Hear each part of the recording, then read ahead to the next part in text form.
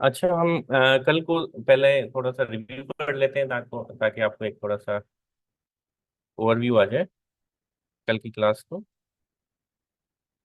Quick review कर लेते हैं 2 मिनट में ना। यहाँ से स्टार्ट किया था, व्हाट इज अकाउंटिंग। तो अकाउंटिंग मैंने आपको बताया था कि बेसिकली एक प्रोसेस है, या इसको एक आप हैं कि जो भी ट्रांजैक्शंस होती है उसकी एक लैंग्वेज है उसको रिकॉर्ड करने की और पढ़ने की। तो वो स्टार्ट होती है रिकॉर्डिंग से, फिर क्लासिफिकेशन होती है, क्लासिफाई करते हैं कि कौन सी ट्रांजैक्शन किस से डील करती है, वो रेवेन्यू है, एक्सपेंस है, एसेट में जाएगी, इक्विटी में जाएगी, कहाँ जाएगी, तो वो उसकी क्लासिफिकेशन में आ जाती हैं। फिर हम समराइज करते हैं उसको एक फाइनेंशियल स्टेटमेंट की सूरत में। तो समराइजेशन, ये बेसिकली तीन इसके हैं। उसके अलावा उसका पर्पस हमने डिस्कस किया था आप लोगों से के साथ, उसका एग्जांपल है। नेक्स्ट चलते हैं हम। ये टैक्स फाइलिंग के लिए इसकी क्या इंपॉर्टेंस है वो हम डिस्कस किया था हमने कल, कि आप एक्यूरेट कैलकुलेट कर सकते हैं टैक्सेबल इनकम, कि कितनी इनकम जिस पर कितना टैक्स लग सकता है, टैक्स लायबिलिटी क्या बनेगी। उसके लिए बहुत ज़रूरी है अकाउंटिंग। फिर ये कंप्लायंस विद लॉज, रेगुलेशंस होते हैं, बहुत मैंडेटरी रेगुलेशन होते हैं कि फाइनेंशियल स्टेटमेंट बनानी होती, सबमिट करानी होती है फाइनेंशियल स्टेटमेंट्स। फिर एसईसीपी एक रेगुलेटर इदारा है, security exchange commission of Pakistan. तो जितनी भी लिस्टेड कंपनीज होती हैं जो स्टॉक एक्सचेंज पे लिस्ट होती हैं, उसको रेगुलेट करता है एसईसीपी। तो एसईसीपी की भी कंप्लायंस की रिक्वायरमेंट होती है। इसके अलावा एक रजिस्ट्रार ऑफिस होता है, जहाँ भी कंपनी रजिस्टर होती है रजिस्ट्रार ऑफिस में, उनकी भी ये लॉ है कि उनको सबमिट करानी होती है फाइनेंशियल स्टेटमेंट्स अपनी। नेक्स्ट है कि हमने टाइप्स पढ़े थे अकाउंटिंग के। फाइनेंशियल अकाउंटिंग जो हम पढ़ रहे हैं बेसिकली आज की क्लास में, वो फाइनेंशियल अकाउंटिंग से रिलेटेड है। हम ना आपको कॉस्ट अकाउंटिंग पढ़ाएंगे, ना मैनेजमेंट अकाउंटिंग पढ़ाएंगे। टैक्स अकाउंटिंग आपको हमीद साहब पढ़ा रहे हैं, वो बेसिकली टैक्स अकाउंटिंग है, टैक्सेशन। और इसमें income statement, balance sheet, share holders equity, ये सारी कैलकुलेट होती है। ये मैनेजमेंट अकाउंटिंग है, जिसमें ये ज़्यादातर इंटरनल रिपोर्ट्स पर बेस्ड होती हैं कि डिसीजन मेकिंग में काम आती हैं। किसी भी कंपनी के बोर्ड ऑफ डायरेक्टर्स बैठते हैं, किसी एक डिपार्टमेंट के लिए कोई डिसीजन लेना होता है, तो ये ज़्यादातर कॉस्टिंग के हवाले से होती है। इसकी बजटिंग एनालिसिस, कॉस्टिंग, फॉरकास्ट करते हैं आगे क्या होगा। ये कास्ट अकाउंटिंग है, ज़्यादातर मैन्युफैक्चरिंग सेक्टर में काम आती है, जहाँ पे मल्टीपल मैन्युफैक्चरिंग प्रोसेसेस होते हैं, और वहाँ पे किसी भी प्रोडक्ट की कॉस्टिंग निकालनी है, हमें कितने में पड़ रही है, किस प्रोसेस की कितनी कॉस्ट है, रॉ मटेरियल कितनी कॉस्ट कर रहा है, उसकी सेल्स प्राइस फिक्स करनी है। तो कंपनी ज़्यादातर कॉस्ट अकाउंटिंग करती हैं, उसके अकॉर्डिंगली एनालिसिस करती हैं। टैक्स अकाउंटिंग आप पढ़ रहे हैं तो मुझे बताने की ज़रूरत नहीं है कि ये टैक्स रिटर्न्स, प्लानिंग स्ट्रेटजीज, और टैक्स लाइबिलिटीज़। जो टैक्स लाइबिलिटीज़ बेसिकली जो टैक्स बनती है जो गवर्नमेंट को पे करनी है, इसको हम टैक्स लाइबिलिटी कहते हैं ना। अभी पे नहीं हुई तो वो लाइबिलिटी की सूरत है। अगर एडवांस टैक्स पे हुआ है तो वो एसेट होता है कंपनी का। वो जब ड्यू होगा तो वो एसेट से एक्सपेंस में कन्वर्ट हो जाता है, ये याद रखिएगा।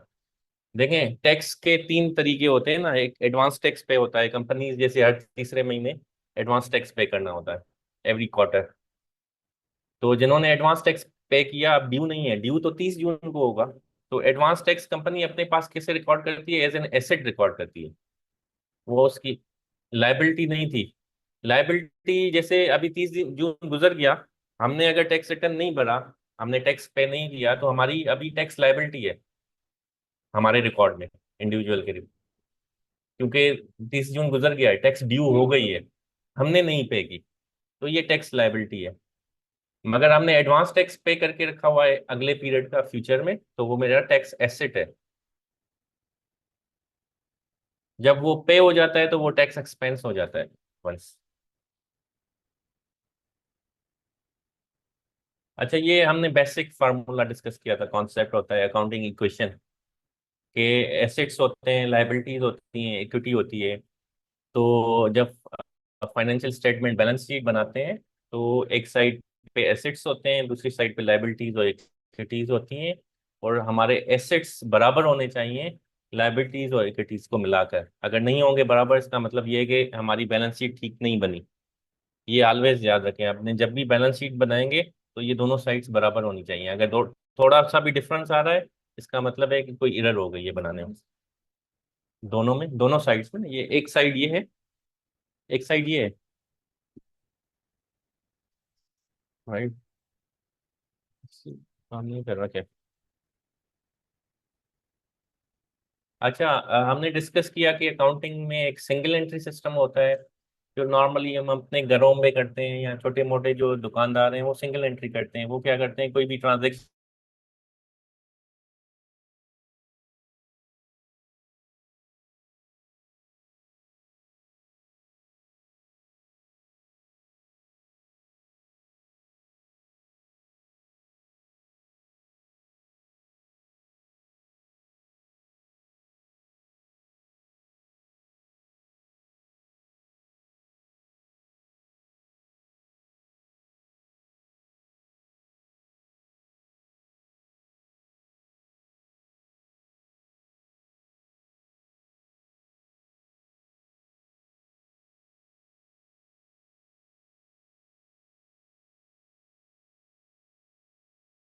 Recording stopped.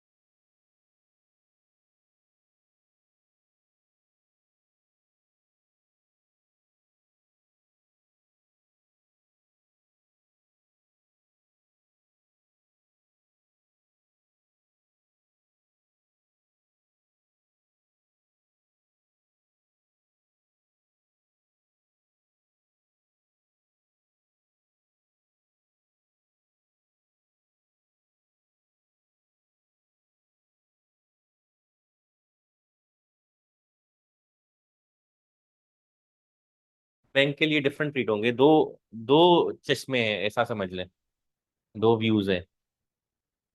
तो मैंने अगर किसी को क्रेडिट पर सामान दिया है तो वो मेरे लिए डेटर है, डेट। मैंने उसको डेट दिया है, डेट से निकला है, तो वो डेटर हो गया। या इसको हम अकाउंट्स रिसीवेबल भी कहते हैं, दूसरी सूरत में, कि उससे मैंने पैसे लेने। तो वो जितने भी डेटर हैं मेरे, वो अकाउंट्स रिसीवेबल हैं।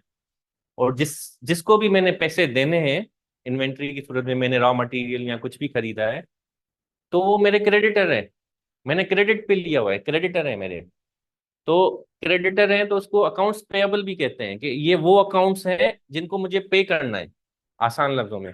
तो अकाउंटिंग टर्मिनोलॉजीज में या तो उनको क्रेडिटर्स कहा जाता है या अकाउंट्स पेएबल कहा जाता है। वाइस वर्सा है, ये दोनों अकाउंट्स वाइस वर्सा है, एक एक नेचर के हैं मगर उल्टे हैं, ये समझे।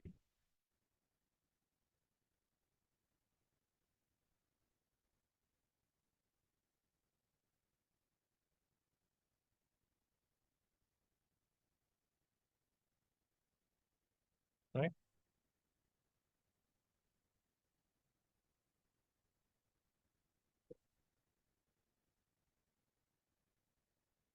आपको क्यूरी है, मुझसे पूछें लाउड वॉइस में, बताएं। हाँ, आगे एक्सप्लेन मैं करता जाता हूँ यार। मैंने इसलिए कहा कि थोड़ा सा आप भी एफर्ट करें ना, 1 1.5 घंटे की क्लास में। डेबिट और क्रेडिट बेसिक कॉन्सेप्ट है, यहाँ से आप आगे जा ही नहीं सकते अगर आप डेबिट और क्रेडिट सही नहीं लगाएंगे। ये बेसिक कॉन्सेप्ट है, इसको तो आप समझ जाएं कि देखें, डेबिट वो चीज है। अ, आप ट्रांजैक्शन की पहले नेचर को देखेंगे रिकॉर्ड करने से पहले कि ट्रांजैक्शन क्या है। तो आप कोई भी मुझे एग्जांपल दें ट्रांजैक्शन का, तो मैं आपको बताता हूँ वो कैसे ट्रीट होगा। चले एक काम कर लेते हैं ना, अकाउंट्स की टाइप्स पे आ जाते हैं। यहाँ से आपको शायद थोड़ा सा समझ में आ जाए कि जो ब्रॉड अकाउंट्स के कितने टाइप्स होते हैं। आप बताएं, कोई फाइनेंस वाला कहाँ गया वो लड़का, नहीं आया तो है जूम पर। देखें, वो बैंक की सूरत में, बैंक के नजरिए से देखें। बैंक बैंक आपका अकाउंट मेंटेन कर रहा है, उसकी फाइनेंशियल रिकॉर्ड्स हैं, आपके फाइनेंशियल रिकॉर्ड्स नहीं है। आपके होते तो आपका क्रेडिट हो रहा होता। बैंक के लिए डेबिट है, ये बिल्कुल रिवर्स है। देखें, मैंने जैसे कहा कि मैं जिसका, मेरे जो डेटर्स हैं मैं उनके लिए क्रेडिटर हूं ना। मैंने जिसको सामान दिया लोन पर, क्रेडिट पर मैंने जिसको सामान दिया, वो मेरे लिए क्या है, अकाउंट रिसीवेबल है या डेटर है। अकाउंट रिसीवेबल है या डेटर है, डेट से निकला है, मैंने उसको समझे debit, debt, DBT, debtor, debit से नहीं, डेटर, DBTOR, डेटर।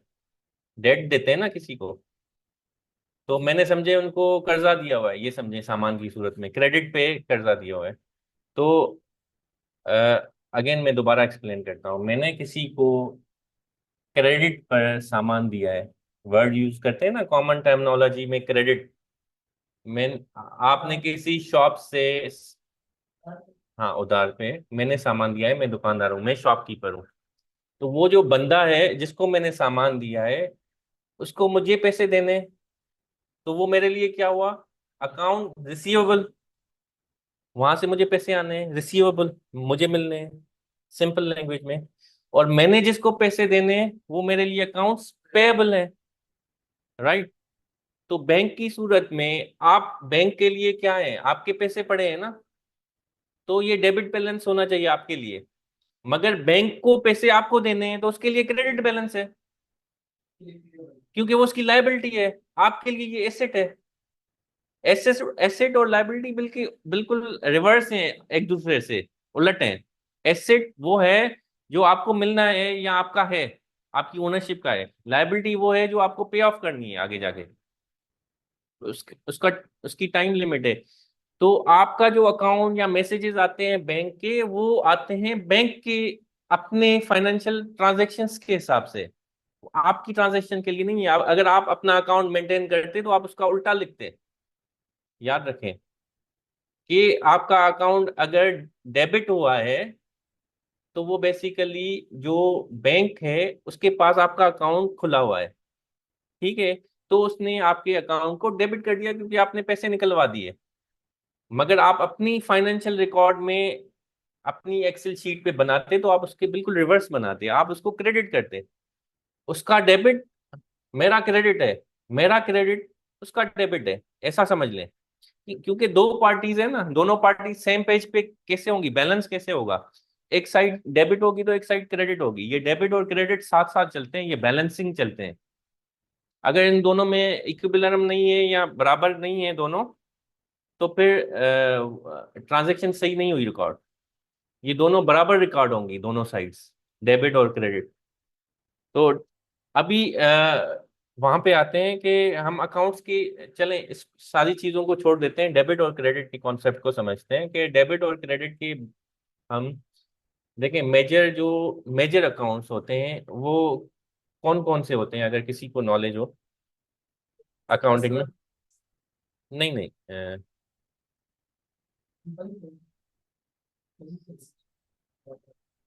नहीं, मैं आपको बता रहा हूँ। देखें, मैंने आपको एक्सप्लेन भी किया था पीछे जाके कल, कि जो मेजर अकाउंट्स होते हैं जब फाइनेंशियल स्टेटमेंट बनती है।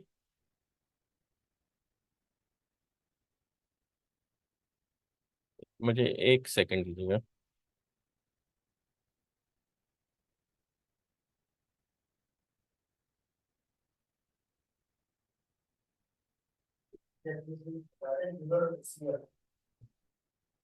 सॉरी। नहीं, नहीं ऐसा नहीं है। देने और सिर्फ लेने वाले नहीं होते हैं। देखें, कोई भी ट्रांजैक्शन इनकर होती है, जरूरी नहीं है उसमें देने और लेने की बात हो। एक साइड डेबिट होती है, एक साइड क्रेडिट होती है।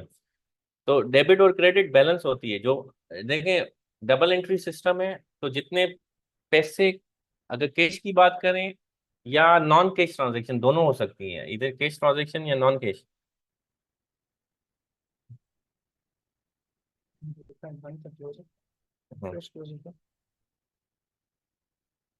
नहीं, मैं असल में इनको एक अच्छा, खोलना चाह रहे थे खोलना चाह रहा हूँ मैं। फिर?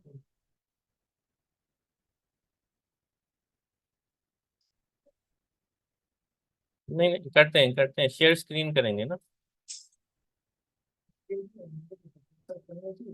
हम्म।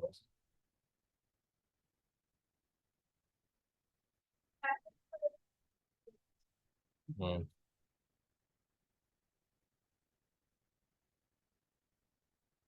हाँ, एक सेकंड।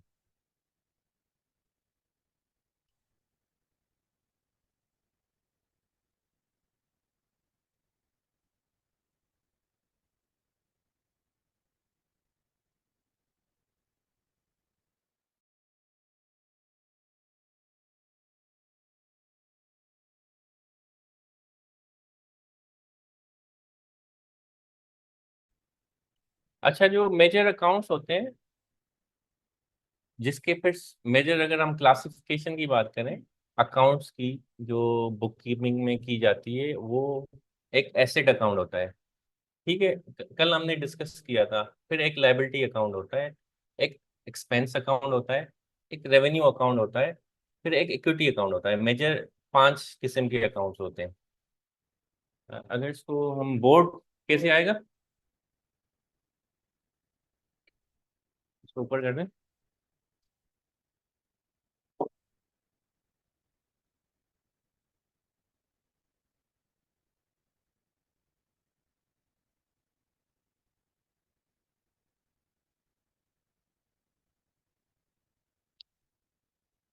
इसको लाइट को भी अगर हम ऑफ कर दें, ये वाली हो सकती है, या वो बंद हो जाएगा।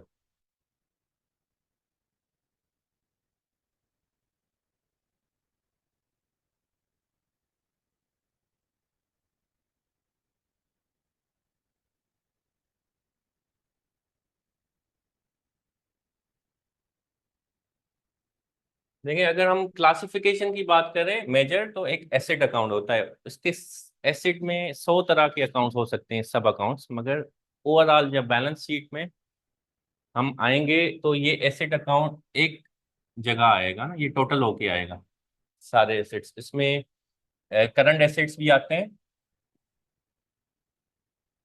और नॉन करंट भी आते हैं।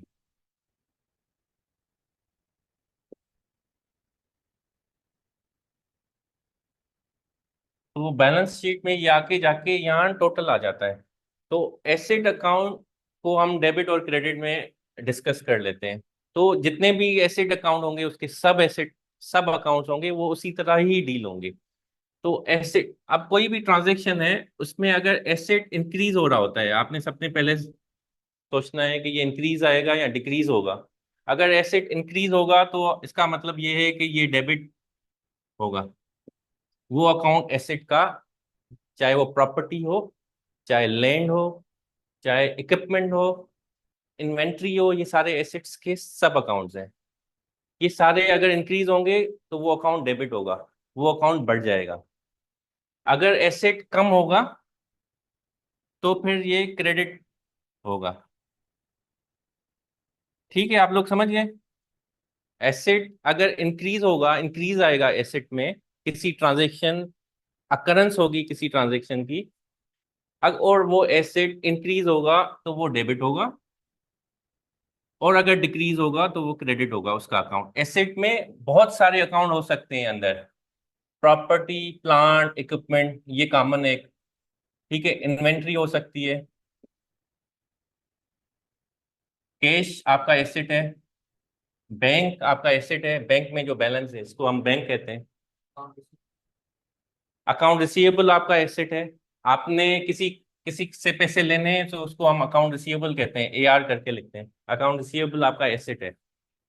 तो ये सारे ये बेसिक एसेट के सब अकाउंट्स हैं। तो ये सारे टोटल होते हैं। अब इसमें कुछ करंट होते हैं, कुछ नॉन करंट होते हैं। तो मैंने आपको बताया था करंट एसेट्स वो होते हैं जो within a year realise हो, मटीरियलाइज हो जाएं एक साल के अंदर, तो वो उसको हम करंट एसेट्स कहते हैं। करंट एसेट्स में जैसे कैश है, कैश तो वैसे ही कैश पड़ी हुई है, तो वो उसको मटीरियलाइज होने की जरूरत ही नहीं है, ये करंट एसेट में आता है। इन्वेंट्री आपकी करंट एसेट में क्लासिफाई होती है। अकाउंट रिसीवेबल आपके करंट एसेट में रियलाइज होते हैं। प्रॉपर्टी, प्लांट, इक्विपमेंट, ये नॉन करंट एसेट्स हैं, इनको हम दूसरे लफ्जों में फिक्स्ड एसेट्स भी कहते हैं। नॉन करंट एसेट्स को फिक्स एसेट्स। तो इसमें लैंड आपका फिक्स एसेट है, बिल्डिंग है कोई, फिक्स एसेट है, मशीनरी है, कार्स हैं, ट्रांसपोर्टेशन है, जितनी भी बसेस हैं, ये सारी फिक्स एसेट्स में आती हैं। तो एसेट अगर इंक्रीज होगा तो क्या होगा?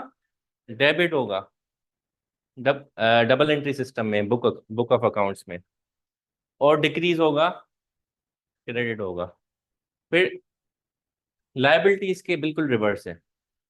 आप समझ लें, एसेट को समझ लिया तो लायबिलिटी आप माइंड में रख लें कि ये इसके रिवर्स होगा।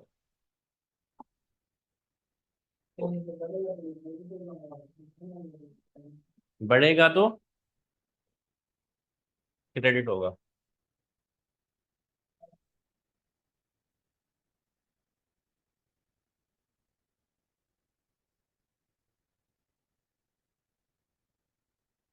तो आप ये नोट कर लें, ये चीजें याद कर लें आप, जरूरी है, ये बेसिक है, यहाँ से आप आगे नहीं पढ़ सकते। Second, liability.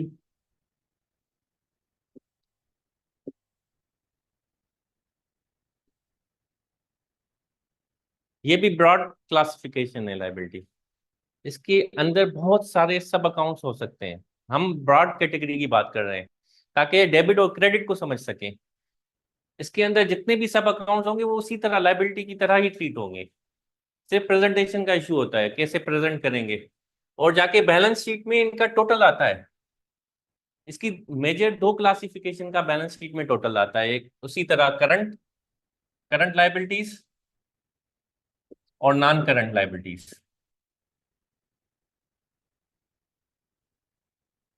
ठीक है, लायबिलिटी अगर बढ़ेगी, फॉर एग्जांपल आप कोई भी ट्रांजैक्शन का एग्जांपल ले लें कि जिसमें लायबिलिटी इन्वॉल्व हो। जैसे कि मैं एक शॉपकीपर हूँ और मैंने इन्वेंट्री खरीदी और उसको क्रेडिट पे खरीदा, तो ये इन्वेंट्री, अब इसमें डबल एंट्री सिस्टम है, तो इसमें एसेट भी इन्वॉल्व है और लायबिलिटी भी इन्वॉल्व है। जब मैंने इन्वेंट्री खरीदी तो ये एसेट है, इन्वेंट्री इज एसेट और करंट एसेट है। तो क्या होगा कि मैं इन्वेंट्री को डेबिट करूंगा, क्योंकि एसेट, क्यों डेबिट करूंगा? क्योंकि एसेट बढ़ रहा है। इन्वेंट्री मेरे पास आई, बढ़ी ना, मेरे पास एग्जिस्टिंग थी, कोई चीज 100 पड़ी थी, 100 और मैंने खरीदी तो 200 हो गई। तो मैंने अभी आपको एक्सप्लेन किया कि इन्वेंट्री अगर बढ़ेगी, सॉरी एसेट बढ़ेगा, डेबिट होगा। तो मैंने फॉर एग्जांपल इन्वेंट्री किसी से 1 लाख रुपए की खरीदी है, 1 लाख रुपए की मेरे पास इन्वेंट्री आ गई, तो मैं क्या करूंगा, 1 लाख रुपए को डेबिट कर दूंगा, इन्वेंट्री अकाउंट को डेबिट कर दूंगा 1 लाख रुपए से। ये अब एक एंट्री तो हो गई आपकी। अच्छा, हमेशा याद करें, पहले डेबिट फिर क्रेडिट आता है जब हम रिकॉर्ड करते हैं ना, ये मैं रिकॉर्डिंग कर रहा हूँ जैसे डेबिट और क्रेडिट को। और DR और CR लिख देते हैं, ये डेबिट है। मगर वैसे जो प्रेजेंटेशन है, मैं इसके नीचे अब दूसरी क्या होनी चाहिए, डबल एंट्री सिस्टम है, एक एंट्री तो आ गई। अकाउंट पेबल, मैंने फॉर एग्जांपल एक फैसल साहब है, फैसल से खरीदी है, तो मैं फैसल लिख दूंगा यहाँ पर, क्योंकि वो नाम या उसकी दुकान का नाम या जिससे भी मैंने खरीदी है, डिस्ट्रीब्यूटर है, लेट से मैं उसका फैसल, MS फैसल नाम है, तो मैंने MS फैसल का एक अकाउंट बनाया होगा अपने पास, तो मैं MS फैसल को क्रेडिट कर दूंगा 1 लाख रुपए से। क्यों? क्यों करूंगा क्रेडिट? क्योंकि इसको मैंने पैसे नहीं दिए, मैंने इन्वेंट्री खरीदी, ये मेरे लिए लाइबिलिटी है, पे ऑफ करनी है, तो लाइबिलिटी बढ़ी ना 1 लाख से, तो उसको क्या करना था हमने, क्रेडिट करना था, बिल्कुल उल्टा करना था कि लाइबिलिटी बढ़ेगी अगर, तो वो उसकी रिकॉर्डिंग क्रेडिट की सूरत में होगी, और अगर कम होगी तो डेबिट की सूरत में होगी।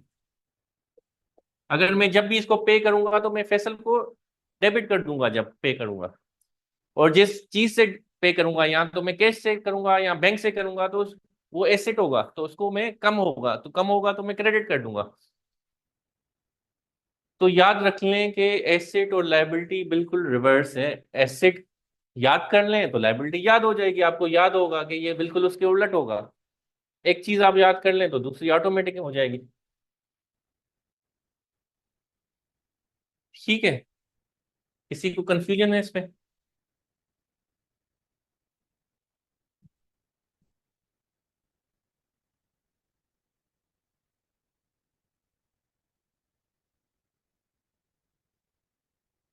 अच्छा, इसमें मैंने कल काफी डिटेल में एक्सप्लेन किया था करंट और नॉन करंट लायबिलिटीज को। तो अगेन, जैसे एसेट में मैंने बताया था कि विद इन अ ईयर अगर मटेरियलाइज हो जाए, या वो ट्रांजेक्शन, लायबिलिटी में भी उसी सूरत में सेम, बिल्कुल उसका रिवर्स है कि लायबिलिटीज जो 1 साल के अंदर आपको पे ऑफ करनी हो, वो करंट लायबिलिटीज होंगी। ये टाइम पीरियड बेस्ड है, करंट लायबिलिटीज 1 साल के अंदर आप उनको पे ऑफ कर देंगे, चाहे वो 3 महीने हो, 6 महीने हो, 1 महीने हो, 10 दिन हो, विद इन डेज हो। 1 साल से आगे अगर है कोई लायबिलिटी, तो वो नॉन करंट लायबिलिटीज में आएगी, उसकी क्लासिफिकेशन अलग हो जाएगी। जैसे कि लॉन्ग टर्म लोन्स होते हैं, आप 5-5 साल के लिए लोन्स लेते हैं, तो loan is a liability account. आपने पैसे लिए बैंक से 5 साल के लिए, लीजिंग कार लीज पे लेते हैं, तो 5 साल की आपने लीज पे कार लीज की, ये आपके लिए लायबिलिटी है, आपने पैसे पे ऑफ करने हैं उनको 5 साल के लिए। अगर हम शॉर्ट टर्म की बात करें या करंट लायबिलिटीज की बात करें, जैसे अकाउंट्स, आपने पेएबल हमने अभी लिखा है कि MS फेसल से हमने क्रेडिट टर्म्स लिए थे 3 महीने के लिए, कि उसके उसके और हमारे टर्म्स सेट हैं कि मैं उनसे जो भी इन्वेंट्री मंगवाऊंगा, मैं 3 महीने के लिए बिल टू बिल पे करूंगा, मेरा एक बिल जो 3 महीने के बाद ड्यू होगा, मैं 3 महीने के बाद पे कर दूंगा। ठीक है, तो वो उसके साथ मेरा एक अरेंजमेंट है। तो 3 महीने में उसकी पेमेंट ड्यू है, तो इसका मतलब ये है कि वो मेरे लिए करंट लायबिलिटी है, वो अकाउंट्स पेएबल है। दूसरी कौन सी करंट लायबिलिटी हो सकती है? वो लायबिलिटी तो नहीं है ना, वो तो बिल आ गया ड्यू, हाँ, वो तो उसी वक्त एक्सपेंस में रिकॉर्ड हो जाता है, पे कर दिया। लायबिलिटी इज समथिंग कि उसका टाइम पीरियड होता है आगे जाके। लोन्स, शॉर्ट टर्म लोन्स लेते हैं, जैसे OD, बैंक OD एग्जाम्पल है, बैंक ओवरड्राफ्ट कहते हैं हम उसको। ये ज्यादातर जो सीजनल बिजनेसमैन होते हैं ना, सीजन, जैसे कि ऐसे बिजनेस जहां पर इमीडिएट जरूरत होती है, कभी भी जरूरत होती है आपको फाइनेंसिंग की, आप ट्रेडिंग करते हैं डे टू डे, जैसे राइस मिलर्स होते हैं। अब राइस मिलर्स का काम 3 या 4 महीने, 5 महीने होता है, तो वो 5 महीने के लिए उसके लिए फिजिबल नहीं है कि वो लॉन्ग टर्म लोन ले और पे करे इंटरेस्ट, क्योंकि लॉन्ग टर्म लोन होगा तो इंटरेस्ट पेमेंट भी ज्यादा होगी, रेट भी ज्यादा होंगे। तो उसके लिए फिजिबल होता है बैंक OD, बैंक ओवरड्राफ्ट, क्योंकि उसको 3 महीने, 2 महीने, 15 दिन, 20 दिन, समटाइम्स 20 दिन में उसकी कैश आनी होती है आगे, क्योंकि उसके क्रेडिट टर्म्स चल रहे होते हैं, आपने उसने राइस किसी को दिए, 10-20 ट्रक भेज दिए, उसके टर्म्स हैं कि 15-40 दिन की पेमेंट होती है या 45 दिन की। तो वो क्या करता है, बैंक ओवरड्राफ्ट, जो उसका बैंक अकाउंट है उसको बैंक उनको अलो करता है लिमिट, कि आपका बैंक अकाउंट है, आप 10 करोड़ तक ड्रा कर सकते हैं, चाहे उसमें बैलेंस नहीं हो। आपने अपने पैसे तो कर सकते हैं ड्रॉ, मगर आपको जीरो बैलेंस होने के बाद बैंक देता है क्या पैसे? मगर बिजनेसमैन को ये फैसिलिटी होती है बैंक ओवरड्राफ्ट में कि वो एक सर्टेन, अच्छा, उसको पर डे इंटरेस्ट पे करना होता है बैंक ओडी की सूरत में। तो इस तरह के बिजनेसमैन जिनको डेज के लिए पैसे चाहिए होते हैं, तो वो बैंक ओडी खुलवा लेते हैं और एक लिमिट सेट कर लेते हैं। उनको आइडिया होता है कि मुझे 10 करोड़ 20 करोड़ की पेमेंट्स रिक्वायर्ड है और फॉर डेज है। तो वो क्या करते हैं कि बैंक से ओवरड्राफ्ट ले लेते हैं। ये आप उनकी करंट लाइबिलिटी हो जाती है। मैं एक्सप्लेन इसलिए कर रहा हूँ कि ये होते हैं बहुत सारे अकाउंट में, आपको नजर आएंगे आगे जाके।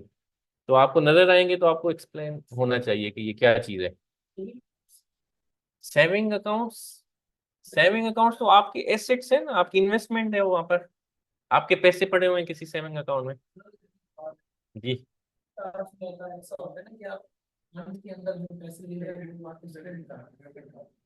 Credit card is one of the, हाँ बिल्कुल, क्रेडिट कार्ड आपने सही कहा, लाइबिलिटी, करंट लाइबिलिटी है। आपने क्रेडिट कार्ड के थ्रू पैसे ले लिए बैंक से, और आपको 40 डेज में पेमेंट करनी होती है, हर 40 दिन के बाद।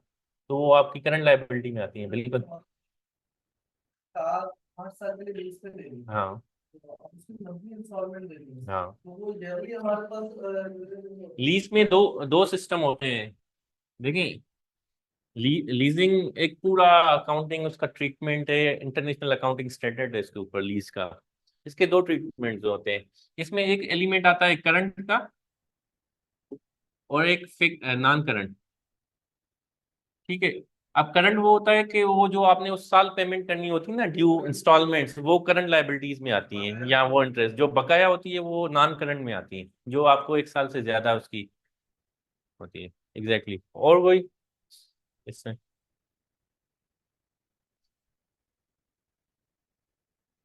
और इसके अंदर कैसे पता चलता है कि ये करंट लायबिलिटी है, नॉन करंट लायबिलिटी, ये भी कुछ करना होता है? मैंने आपको बताया ना कि करंट लाइबिलिटी वो होती है जो एक साल में आपको पे ऑफ करनी हो, आप खुद इसको डिटरमाइन करेंगे ना। क्लासिफिकेशन तो आपका काम है करना। डबल एंट्री में तो करंट और नॉन करंट का इशू ही नहीं है ना। देखें, वो तो डेबिट और क्रेडिट करेंगे, एक साइड डेबिट होगी एक साइड क्रेडिट होगी ना। डबल एंट्री सिस्टम है। देखें, ये पहली रिकॉर्डिंग जो होती है, ये फर्स्ट रिकॉर्डिंग डेबिट और क्रेडिट से स्टार्ट होती है। यहाँ से हम फिर आगे बढ़ते हैं, मगर ये आपको क्लियर होगी तो हम आगे बढ़ेंगे ना। डेबिट क्रेडिट के बाद वो किस अकाउंट से पर्टेन करती है, उस अकाउंट में जाके रिकॉर्डिंग होती है। ठीक है। एक जर्नल, जर्नल होता है, जे से जर्नल, JOURNAL जर्नल, उसमें ये सारी रिकॉर्डिंग्स होती हैं डेबिट और क्रेडिट की। यहाँ से जितनी भी ट्रांजैक्शंस आपने रिकॉर्ड की डेबिट और क्रेडिट की सूरत में, डे वाइज, हर दिन, वो आगे जाके उसके कंसर्न अकाउंट को हिट करती हैं, वो उसी अमाउंट के साथ, सेम अमाउंट के साथ। तो वहां से आपको आइडेंटिफाई करना पड़ता है कि ये ट्रांजैक्शन किस अकाउंट से पर्टेन करती है। अभी हम थोड़ी देर पहले जो डिस्कस कर रहे थे, broad categories, broad classification of accounts, जो मैंने आपको बताया कि 5 तरह के होते हैं, जिसमें एसेट, लायबिलिटी बताई। अभी हम तीन, एक आपको इक्विटी में कल एक्सप्लेन कर चुका हूँ, एक इक्विटी होती है, फिर एक रेवेन्यू अकाउंट होता है।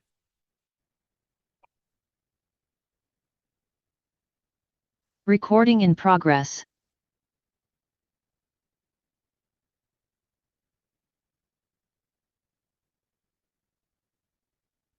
ये हम ब्रॉड कैटेगरीज तो आप याद कर लेना कम से कम, फिर उसकी सब कैटेगरीज में बाद में आप थोड़ा सा जाएं।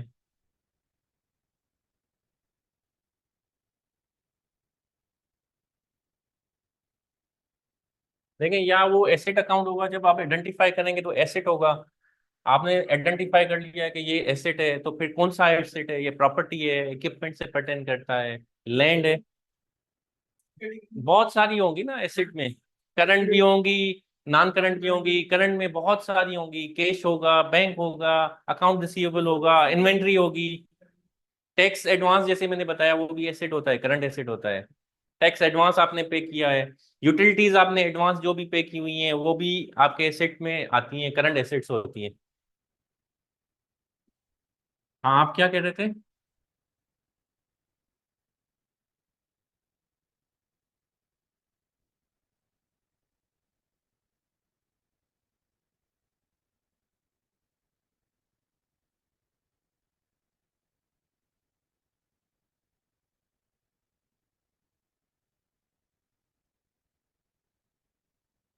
ये क्लियर है आपको, ये 5 कैटेगरीज? Asset, liability. देखें, ये एसेट किससे पर्टेन करता है? ये बैलेंस शीट से पर्टेन करती है ये आइटम। मैं यहाँ भी आपको बता देता हूँ। लायबिलिटी भी बैलेंस शीट में आएगी, इक्विटी भी बैलेंस शीट में आएगी। रेवेन्यू आपका प्रॉफिट एंड लॉस स्टेटमेंट में आता है, एक्सपेंस आपका प्रॉफिट एंड लॉस स्टेटमेंट में आता है। इन चीजों के इम्पैक्ट कहाँ आएंगे वो मैं आपको बता रहा हूँ।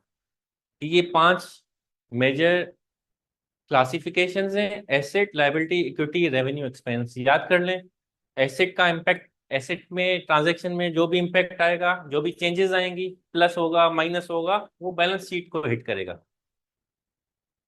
राइट। लायबिलिटी में जो भी चेंजेस आएंगी वो बैलेंस शीट में आएंगी। ये फाइनेंशियल स्टेटमेंट मैंने कल आपको बताया था कि उसमें बैलेंस शीट एक पार्ट होता है। इक्विटी में जो चेंजेस आएंगी बैलेंस शीट में हिट करेंगी, जो भी चेंजेस होंगी, ऐड होगा, लेस होगा, जो भी होगा। रेवेन्यू के changes profit and loss statement में आते हैं, वो बैलेंस शीट में नहीं आते। एक्सपेंस में जो भी चेंजेस आएंगी वो प्रॉफिट एंड लॉस स्टेटमेंट को हिट करेगी, या इनकम स्टेटमेंट भी कहते हैं हम इसको। प्रॉफिट एंड लॉस इसलिए कहते हैं कि उसमें प्रॉफिट भी हो सकता है या लॉस भी, या इसको इनकम स्टेटमेंट भी कह सकते हैं।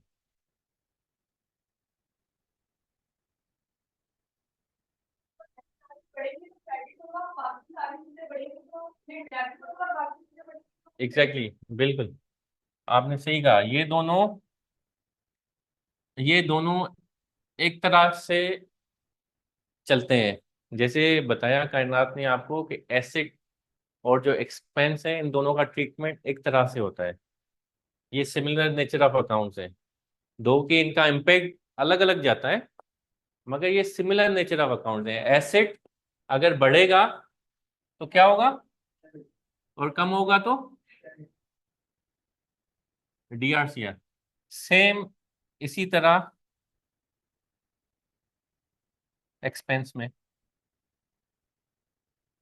तो अगर आपको ये चीजें क्लियर हो गई तो आप आसानी से आइडेंटिफाई कर सकते हैं ट्रांजेक्शन को, और आसानी से रिकॉर्ड कर सकते हैं कि मैं इसको डेबिट करूं या क्रेडिट करूं। आपको पहले से आइडिया होगा, या आपके सामने आएगा कोई फाइनेंशियल रिकॉर्ड तो आप उसको समझ जाएंगे।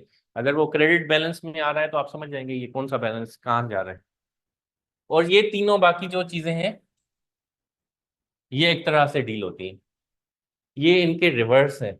मैंने जैसे आपको लाइबिलिटी में बताया, लाइबिलिटी में क्या कहा था कि अगर वो बढ़ेगी लाइबिलिटी तो क्या होगा, क्रेडिट होगी।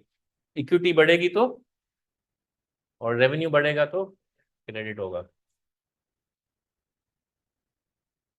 और ये तीनों अगर कम होंगी, डेबिट होंगी।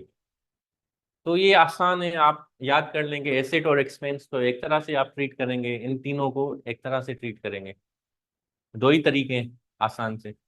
तो आप ट्रांजैक्शन, सबसे पहले कोई ट्रांजैक्शन आएगी तो आप कहेंगे कि ये किस अकाउंट से पर्टेन करती है।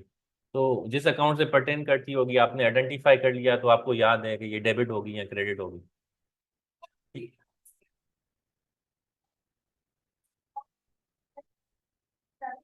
बिल्कुल, देखें एसेट्स है ना, तो बहुत सारे एसेट्स हैं। अगर हमने एक एसेट, लेट से एग्जांपल दे देते हैं, ये आपने नोट कर लिया।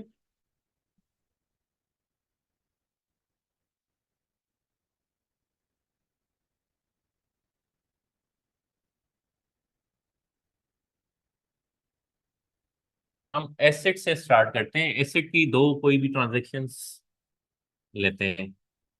अच्छा, कोशिश करते हैं कि एसेट दोनों इन पांचों में से कोई भी देखें, कोई भी ट्रांजेक्शन दो अकाउंट्स को भी हिट कर सकती है, तीन को भी कर सकती है। लाइक के मैंने, अगर मैं एग्जांपल देता हूँ कि मैंने एक कार परचेस की है 10 लाख रुपए की। अब मैंने क्या किया है कि वो कार परचेस की है, उसमें से 5 लाख रुपए मैंने कैश पे किए, 5 लाख किसी से लोन लेके उसको पेमेंट कर दिए, या आप ये समझ लें कि 5 लाख अभी देने हैं उसको, एक साल के बाद देने, लेट से। तो हम इसकी ट्रांजेक्शन, अब कौन कौन से अकाउंट आप बताएं मुझे। नहीं, मुझे ये बताएंगे आप इसमें क्या क्या, आप इसको आइडेंटिफाई करें ना। ठीक है, कार एक एसेट है, और कार मैंने खरीदा है, इसका मतलब कि एसेट इंक्रीज हो रहा है, मेरे पास आ रहा है तो इंक्रीज हो रहा है। ठीक है, दूसरा कौन सा अकाउंट हिट हो रहा है। कैश, मैंने 5 लाख कैश पे किए, वो कौन सा अकाउंट है, कैश एसेट है। एसेट है तो एसेट क्या हो रहा है, कम हो रहा है, कम हो रहा है तो क्या होगा, क्रेडिट होगा। स्टेप बाय स्टेप चले ना, ताकि सबको समझ में आ जाए। तीसरा अकाउंट्स पेबल, लाइबिलिटी अकाउंट है, एक साल से ज्यादा का मुझे टाइम मिला है, तो इसका मतलब ये है मैंने नॉन करंट लाइबिलिटी है। तो इसमें तीन, तो जो डबल एंट्री सिस्टम है उसमें, एक मैंने कार जो भी खरीदी है, कार का मैं अकाउंट बनाऊंगा और कार को कर दूंगा डेबिट 10 लाख से। ठीक है, हाँ, बना रहा हूँ ना, बना रहा हूँ मैं। ये डेबिट है, आगे आ जाए, ये डेबिट है, ये क्रेडिट है। ठीक है, इसमें देखें मैं इसको, वरना वैसे वैसे इसमें डेट भी आती है। ये जो है वो पर्टिकुलर आते हैं। ठीक है, यहाँ पे लेजर का रेफरेंस भी आता है, अगर लेजर इसमें, क्योंकि इसमें आगे जाके लेजर में जानी होती है, तो किस लेजर में जाती है वो यहाँ से रेफरेंस भी डाल देते हैं, रेफरेंस। तो हम इतना डिटेल में नहीं जा रहे फिलहाल, आप थोड़ी सी अंडरस्टैंड कर लें डबल एंट्री सिस्टम को, डिटेल्स बहुत इतनी मुश्किल नहीं है। तो डेट, जिस डेट को ट्रांजेक्शन अकर होती है, तो वो डेट हम लिख लेते हैं कि ये, अगर आज क्या तारीख है, 29 सितंबर 2024, तो ये 2024 की ट्रांजेक्शन है। ट्रांजेक्शन डेट बहुत इंपॉर्टेंट होती है फाइनेंशियल रिकॉर्ड में, ट्रांजेक्शन की डेट नहीं होगी तो आपको कैसे पता चलेगा, और ड्यू डेट्स कैसे पता चलेंगी।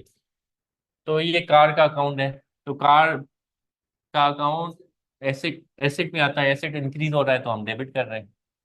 ठीक है, उसके बाद मैंने कैश पे किया है, तो कैश क्रेडिट 5 लाख।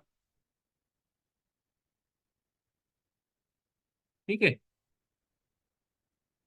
कैश भी एसेट का अकाउंट है, याद है, और ये करंट एसेट में आता है। तो क्योंकि 5 लाख मेरे कैश कम हुआ, तो इसलिए ये क्रेडिट हुआ, मेरा अकाउंट कम हुआ। देखें ये कैश कम हुआ है, ये कार, ये बड़ा है, तो इसलिए ये डेबिट हुआ है। तीसरा, कि मैंने वो जिससे कार खरीदी थी उसका नाम था सलीम। ठीक है, तो सलीम को भी मैंने 5 लाख क्रेडिट कर दिया। अब आप देखेंगे कि ये 10 लाख डेबिट हुए हैं, तो 10 लाख ही क्रेडिट हुए हैं, बैलेंस है, चाहे इसमें 3 एंट्रीज इन्वॉल्व हो।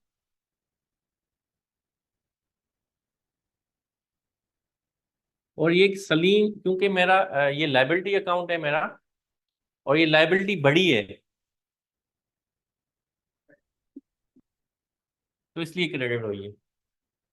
आप वापस जाएं अपने बेसिक कॉन्सेप्ट्स के साथ, तो इस तरह ये एंट्री रिकॉर्ड होती है। तो हाँ,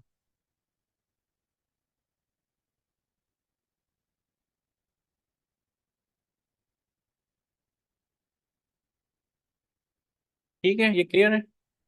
तो जरूरी नहीं है कि डबल एंट्री सिस्टम का मतलब ये नहीं है कि बस दो ही एंट्रीज होंगी, 10 भी हो सकती है। इसी तरह मैं अगर इस 10 लाख की पेमेंट कोई 10 डिफरेंट अकाउंट से कर रहा होता, तो मैंने कैश भी यूज किया तो कैश यहाँ लिख देता, बैंक यूज की 2 लाख बैंक लिख देता, मगर ये बराबर होना चाहिए डेबिट और क्रेडिट साइड। ठीक है, और मैंने किसी से लोन लिया होता तो वो लोन भी मैं लिख देता, मगर ये 10 लाख को बराबर करता।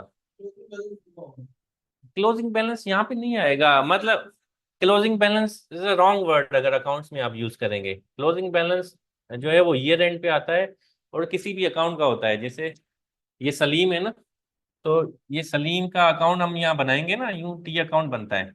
ये डेबिट साइड होती है, ये क्रेडिट साइड होती है। ठीक है, तो इसमें जितनी भी ट्रांजेक्शन होंगी डेबिट और क्रेडिट की, तो फिर क्लोजिंग बैलेंस आता है ईयर एंड पे। तो जो साइड बड़ी होगी, मतलब डेबिट और क्रेडिट को प्लस माइनस करके, क्योंकि ये सलीम अकाउंट्स पेएबल है, तो मैंने उससे जितना भी जिसको जितने भी पैसे पे करने थे 5 लाख लेट से, यहाँ पे ये क्रेडिट हुए थे ना 5 लाख, तो अब 5 लाख मुझे पे करने थे, तो लेट से मैंने पहले इसको 50,000 पे किए, तो वो मेरी डेबिट साइड में। फिर मैंने इसको 1 लाख रुपए दिए, फिर मैंने उसको 2 लाख रुपए दिए, तो मैंने इसको पूरे साल में लेट से 2.5 लाख रुपए दिए, तो अभी भी उसका 2.5 लाख का एक्सपेंस है। तो ये क्लोजिंग बैलेंस में 2.5 लाख, ये 5 लाख से 2.5 लाख, सॉरी 2.5 लाख नहीं है, 3.5 लाख माइनस हो जाएंगे, तो 1.5 लाख इसका क्लोजिंग बैलेंस आ जाएगा ईयर एंड पे। ये होता है क्लोजिंग बैलेंस। यहाँ पर क्लोजिंग बैलेंस नहीं होता। तो पहले हम एंट्री रिकॉर्ड करते हैं सिंपल, उसके बाद वो उसके अकाउंट में जाती है वो एंट्री, वो जिस अकाउंट से पर्टेन करता है, कार का अकाउंट हो, सलीम का अकाउंट हो, मेरा अकाउंट हो, जिसको भी है। फॉर एग्जांपल हम यहाँ, ये इंस्टीट्यूट रन हो रहा है, तो इंस्टीट्यूट में आप सारे स्टूडेंट्स हैं, तो सबका अकाउंट होगा। तो आपने अगर 50,000 की फीस पे करनी है किसी ने, और वो इंस्टॉलमेंट पे कर रहा है, तो हम उसकी अकाउंटिंग इस तरह कर सकते हैं कि आपके नाम से एक अकाउंट बना देंगे। लेट्स से आपका क्या नाम है? सलमान। तो आपने कितनी फीस देनी है पूरे एक कोर्स की? 50,000। तो 50,000 में यहाँ पे लिखूंगा डेबिट साइड पे, क्योंकि अकाउंट्स पेएबल है, मेरे लिए रिसीवेबल है, आपके लिए पेएबल है। मेरे मेरे पॉइंट ऑफ व्यू से आप मेरे डेटर हैं, मुझे आपको पैसे देने, अकाउंट रिसीवेबल है, तो डेबिट बैलेंस होगा। ये एसेट है ना अकाउंट्स रिसीवेबल। तो 50,000 मैं यहाँ लिख दूंगा, यहाँ डेट भी लिख दूंगा, पर्टिकुलर्स भी लिख दूंगा, फी फी है, इससे पहले यहाँ डेट आएगी। ठीक है, आपने मुझे जिस जिस डेट पे जितने जितने पैसे दिए, मैं यहाँ से आपका क्रेडिट करता जाऊंगा। मगर यहाँ पर क्या होता है कि आप मुझे आइदर कैश की सूरत में दे रहे होंगे या बैंक की सूरत में दे रहे होंगे, बैंक में ट्रांसफर कर रहे होंगे, तो इसका डबल एंट्री सिस्टम है, तो वो कैश या बैंक में दूसरी एंट्री जा रही होगी आपकी। ठीक है, तो आपने अगर 10,000 पे किए डे वन पे,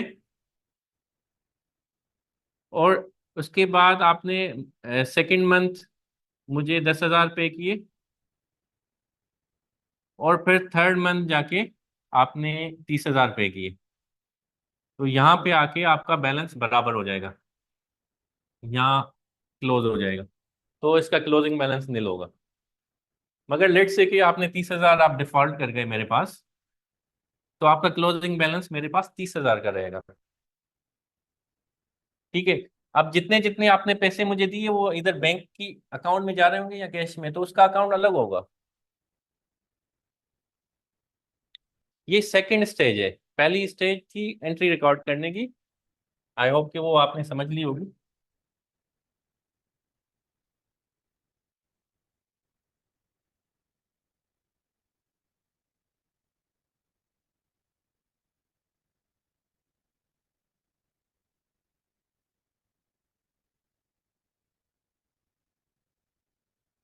क्या नाम बताया था?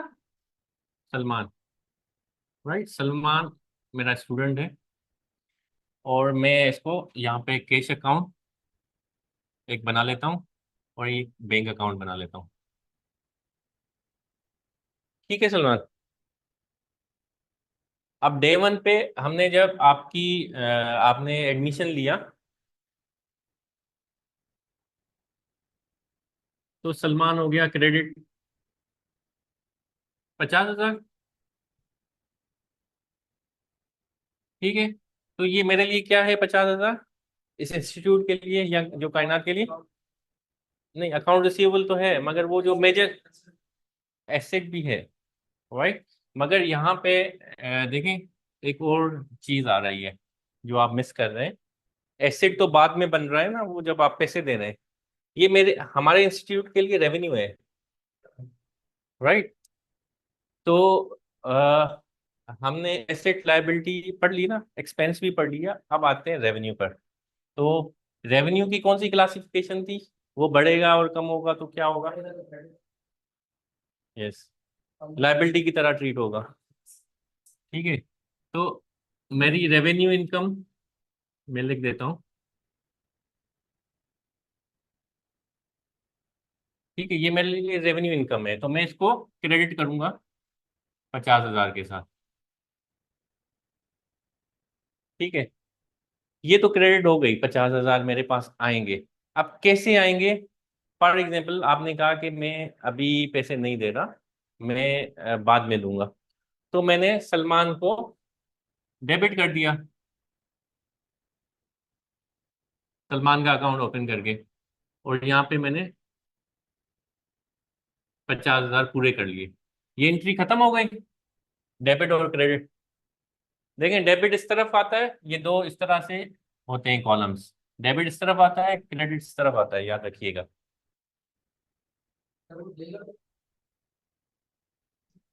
देखें, पैसे देना वो और ट्रांजेक्शन है, अभी फर्स्ट ट्रांजेक्शन है, उसने एडमिशन लिया है।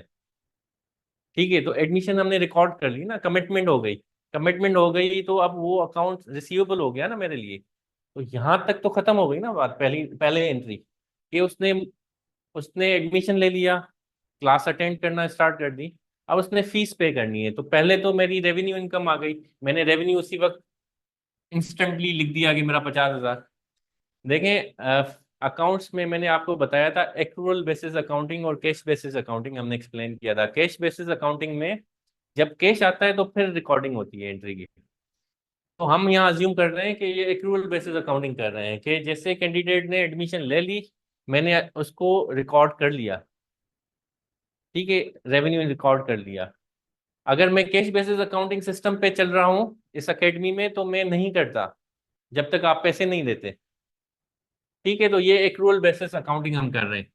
और मेजॉरिटी सारी कंपनीज एक्रूअल बेसिस अकाउंटिंग करती है। सिर्फ कैश बेसिस अकाउंटिंग या तो छोटे मोटे दुकानदार करते हैं या फिर गवर्नमेंट करती है हमारी। अब देखें, अब यहां से ये जो पहली एंट्री हमने पास की, Salman debit, revenue income credit, तो मैंने सलमान को यहाँ 50,000 से डेबिट भी कर लिया, राइट। और मैंने यहाँ रेवेन्यू का अकाउंट भी बना दिया, और रेवेन्यू में मैंने 50,000 क्रेडिट भी कर दिया। ठीक है, अब क्या हुआ सेकंड ट्रांजेक्शन के? अब मुझे कैश आना स्टार्ट हो गया।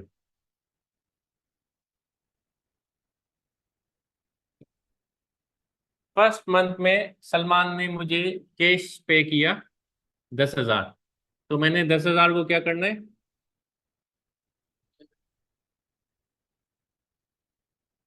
राइट, क्योंकि कैश मेरे पास आ रहा है।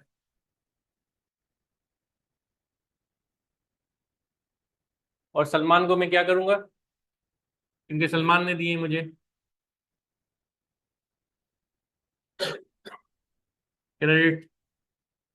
ठीक है, तो ये कैश 10,000 जिस दिन को उसने दिए, अभी हम डेट्स वेट्स उसमें नहीं जा रहे, लेजर पोर्टफोलियो नंबर, वो बहुत सारी डिटेल्स होती हैं। पोर्टफोलियो नंबर भी आता है, डेट्स भी आती हैं, मगर ये अभी इतनी नेसेसरी नहीं है, आप थोड़ा सा समझ लें। अब कैश का अकाउंट है मेरे पास खुला हुआ, राइट। 10,000 डेबिट हुआ है, तो मैं यहाँ 10,000 लिख दूंगा। कैश अकाउंट मेरा 10,000, और यहाँ मैं लिख दूंगा सलमान से आए। मुझे पता होना चाहिए ना कैश कहाँ से आया, तो पर्टिकुलर्स होने लाजमी है। और यहाँ सलमान, यहाँ 50,000, यहाँ पे मैं लिखूंगा ये किस चीज की है, ये फीस है। और अब उसने जबकि 10,000 दे दिए, तो मैं इसको क्रेडिट कर दूंगा उसके अकाउंट को। जो ये सेकंड वाली एंट्री है, ये रिकॉर्ड हो गई, अब ये मैं कर रहा हूँ रिकॉर्ड। ठीक है, यहाँ मैं लिख दूंगा कैश। अब मैं, अब देखेंगे आप,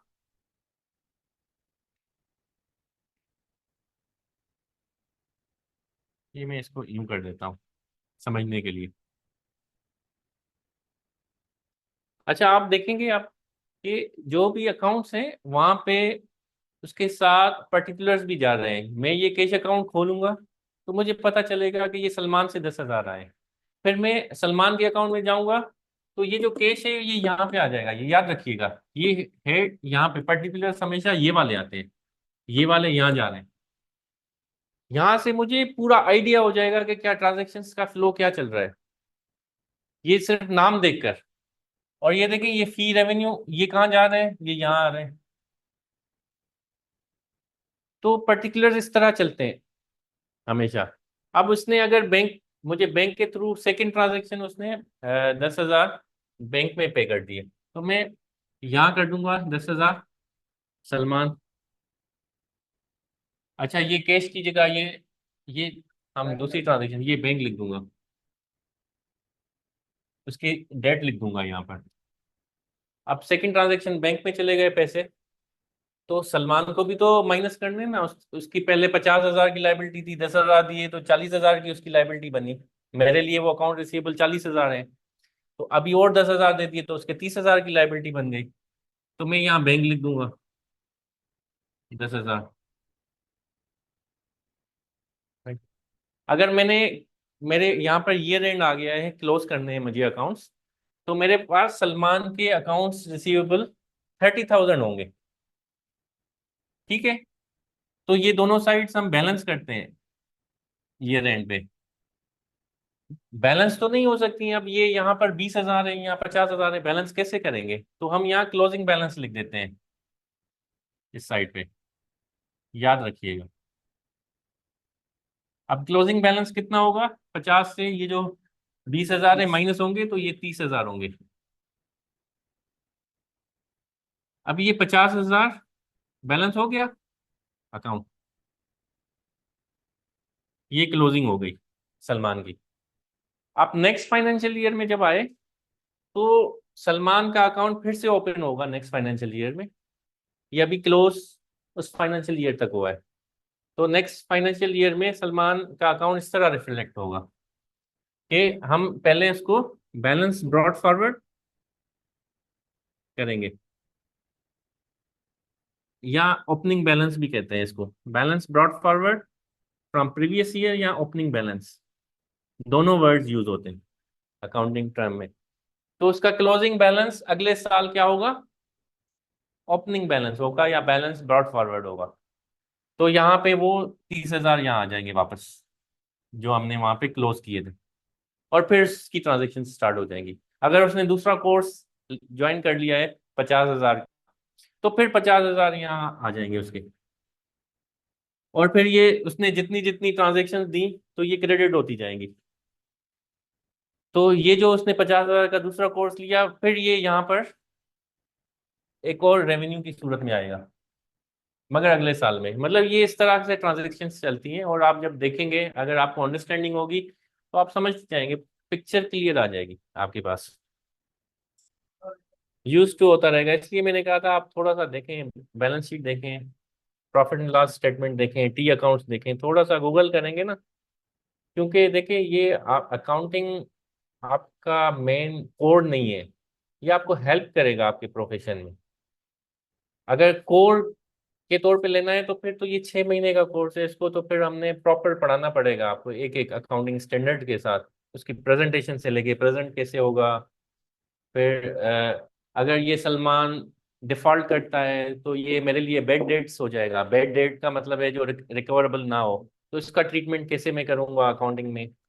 फिर अगर मैंने जो कार ली थी उसको मैंने हर साल डेप्रिशिएट करना है, तो उसका डेप्रिसिएशन की अकाउंटिंग किस तरह करूंगा, उसके प्रोविजन फॉर डेप्रिसिएशन किस तरह बनाऊंगा, डेप्रिसिएशन एक्सपेंस किस तरह निकालूंगा, ये सारी चीजें आपको सीखनी पड़ेंगी अगर आपको अकाउंटिंग प्रोफेशन में जाना है।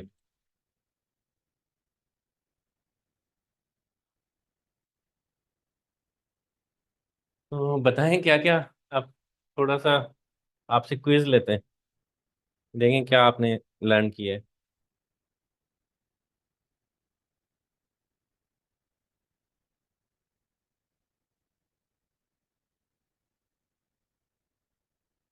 अच्छा, आप सब जो है ना बीच में स्पेसेस लेके, ये बहुत सारी जगह है, बैठ जाएं तो हम आपको क्विज देते हैं। मगर आप किसी को देख के नहीं कीजिएगा, खुद कीजिएगा, जो आता है गलत सलत, ताकि मुझे पता चले ना आपने क्या अंडरस्टैंड किया है और मैं और मजीद क्या एफर्ट करूं। तो आप बीच में चले जाइए, आप वहां चले, इसी तरह रोज बनाए। लेट्स सी, आप बिल्कुल पीछे चले जाएं।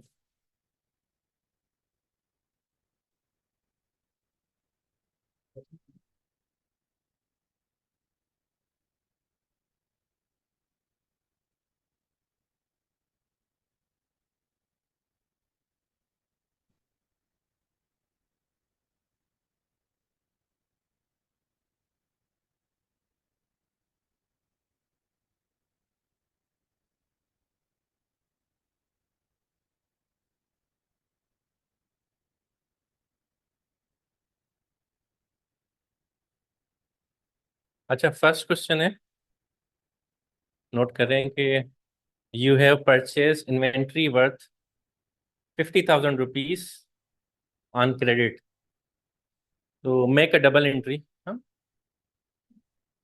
आप क्वेश्चन लिखेंगे तो फिर डबल एंट्री बनाएंगे ना, पहले लिख लेना।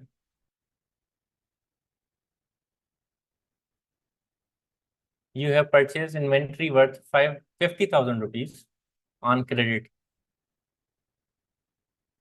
सेकंड लिखें, लिख लिया।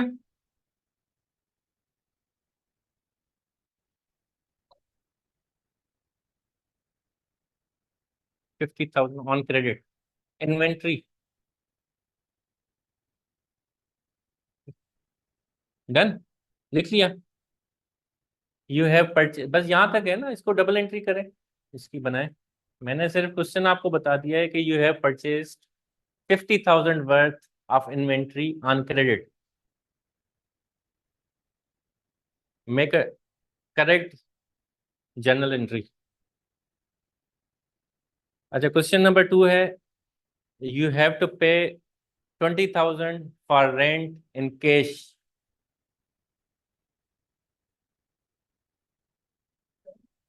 You have to pay 20,000 rupees rent in cash. Paper नहीं है आपके पास? यार ऐसा तो ना करो आप इनसे लें।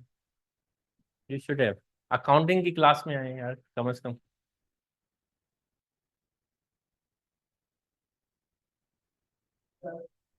अच्छा, थर्ड क्वेश्चन है, जो लिख रहे हैं वो तो लिखते जाएं जल्दी से। Your company sales goods worth 30,000 rupees to a customer on credit. Second वाला था, you have to pay, you pay rupees 20,000 for rent in cash. Pen भी देना इनको।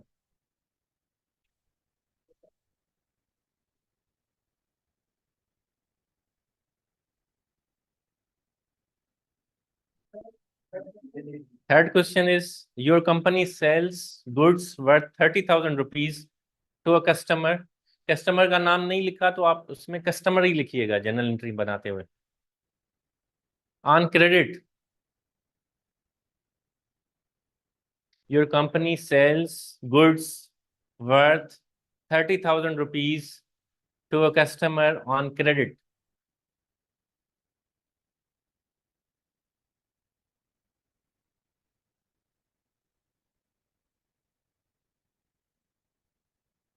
Question number 4, the business owner contributes 10,000 as a capital. Owner ने 10,000 रुपए as a capital contribute किया है company में, तो उसकी जनरल एंट्री कैसे होगी? 10,000, 100,000 कर दें, 1 लाख रुपए उसने एज अ कैपिटल कंट्रीब्यूट किया है कंपनी में। एज अ कैपिटल उसकी एंट्री बनाए। कैश कैश कैश कंट्रीब्यूट किया, क्रेडिट कैसे कंट्रीब्यूट करेगा? ओके, हाँ। Question number 5, you receive 10,000 interest income from a saving account.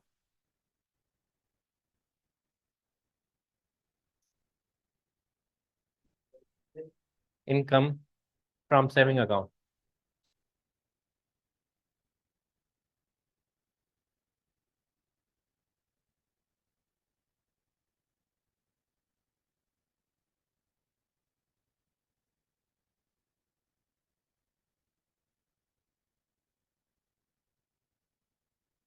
Question number 6. Your company pays off a loan of rupees 80,000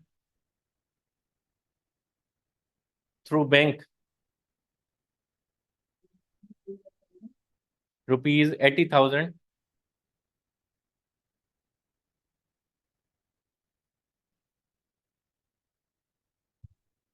बस उसने bank से 80,000 का एक लोन पे किया है तो उसकी किस। हाँ, बैंक से, थ्रू बैंक किए।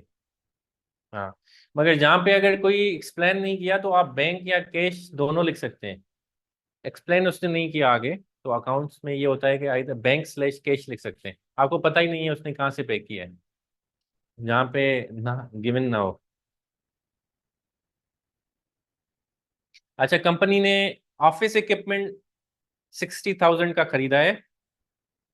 उसमें 20,000 उसने कैश पे किया है और 40,000 उसने लोन जो। जी। हाँ,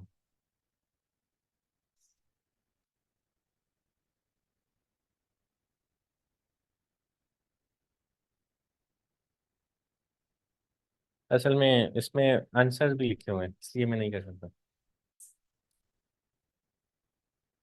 तो दूसरा पे नहीं करेंगे। नहीं नहीं बेटा, 20,000 कैश दिए थे और बाकी लोन। 60,000 का इक्विपमेंट एक ऑफिस के लिए खरीदा है।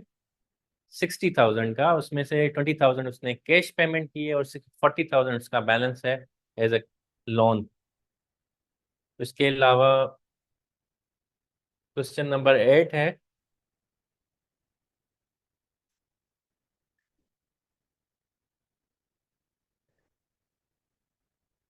ऑफिस इक्विपमेंट खरीदा गया है 60,000 का वर्थ।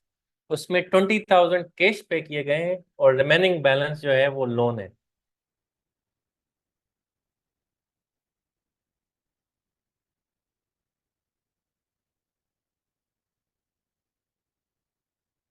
क्वेश्चन नंबर 8 है।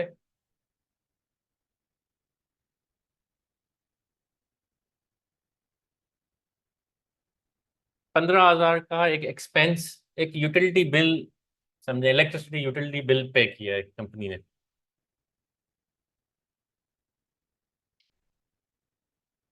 Question number 9। कैसे। कैश, मैंने कहा जहां पे एक्सप्लेन ना हो आप दोनों लिख सकते हैं, cash and bank slash bank कर दें।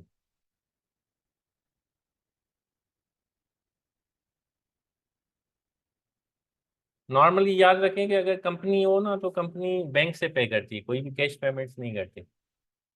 इस्तेमाल वेंडर, छोटे छोटे दुकानदार ही कैश पेमेंट करते हैं। कंपनी ऑलवेज बैंक, जहाँ पे ना लिखा होगा और कंपनी नाम आ रहा है तो बैंक ट्रीट करें, बैंक से पे हुआ होगा। Question number 9।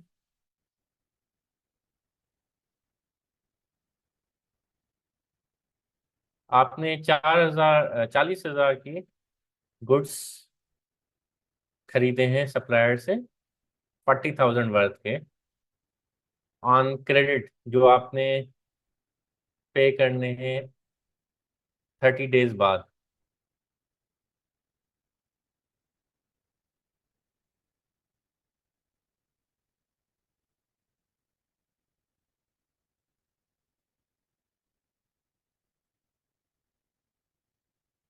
और क्वेश्चन नंबर 10 है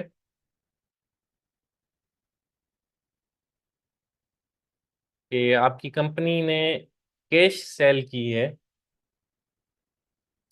है 25,000 वर्थ की, कैश सेल है 25,000 की सेल्स।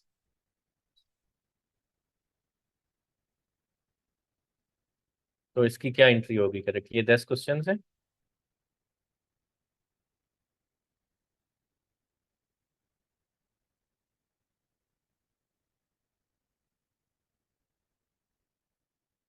आप मेरे ख्याल से कितना टाइम चाहिए आपको करने के लिए?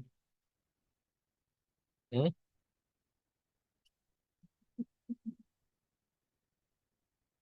कितना चाहिए? ठीक।